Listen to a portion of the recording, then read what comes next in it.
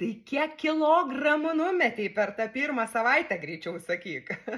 Iš tikrųjų, aptarkim tą pirmą savaitę ir pasakysiu, kiek tų kilogramų pavyko atsikratyti, bet pradžiai noriu pasidžiaugti dėl to, kad visa savaitė praėjo ir ko labiausiai bijojau, tas neįvyko. Jokių tų pašalinių tokių simptomų kaip stiprus pykinimas, galvos skausmas, silpnumo jausmas nebuvo.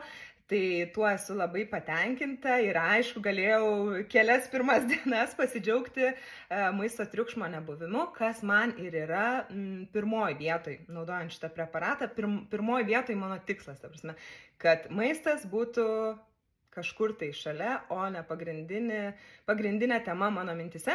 Tai buvo labai gera to pasidžiaugti, aš kaip ir sakiau draugėm, žinokit, panos pailsėjau per tas 2 dienas nuo to maisto triukšmo taip, kad jau man pasiteisino.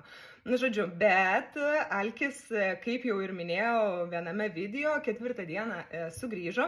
Ir iš tikrųjų netgi buvo, dabar jau apibendrinant visą savaitę, galiu pasakyti, kad buvo taip, alkio nėra, tada toksai dropas žemyn, alkis stipriai atsirado ir va dabar 6-7 dieną tas alkis atrodo stabilizavosi ir pati jausena tokia, kad nebėra visiškai išjungta, bet ir nėra kažkoks tai jisai ypatingas, turbūt taip jaučiasi normalūs žmonės, kurie pajaučia alkį, pavalgo ir pamiršta.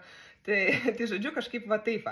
Tai aišku, sunku vertinti daug dalykų dar iš vienos savaitės, bet kol kas esu patenkinta. Jau tikrai laukiu antros dozės ir šiaip nekantrauju pasižiūrėti, ar bus skirtumas nuo pirmos savaitės, ar kažkas kinta, ar plius minus viskas vyksta vienodai. Tai sekit ir jūs, kaip ir sakiau, viskuo dalinsiuos, o dabar pabaigai numečiau 3 kilogramus. Taip, žinau, kad visą laiką tam pradžioj nukrenta glikogenas, ten skysčiai ir visa ką, bet šiaip taip.